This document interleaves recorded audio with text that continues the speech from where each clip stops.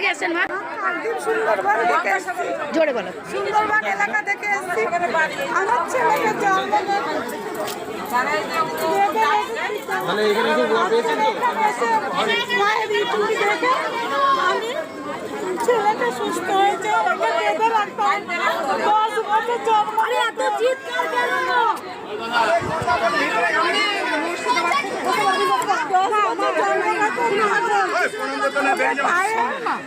শিকল দিয়ে বেঁধে রাখতাম এই বাচ্চাটাকে, আর মায়ের জব করে এই বাচ্চা আজকে 20 দিন হয়েছে, ওকে পায়ে শিকল বাঁধতে হয়নি। এই বাচ্চা পুরো সুস্থ। এই মা অনেক উপকার পেয়েছে। যে বাচ্চাকে শিকল বেঁধে রাখতো, এই বাচ্চাকে শিকল বেঁধে রাখতে হচ্ছে না। আগে এসছি না মা, ঘরে বসে নাম জপ করে উপকার। মা আছে, মা কেমন কাঁদছে দেখো। একবার বলি, একবার বলি।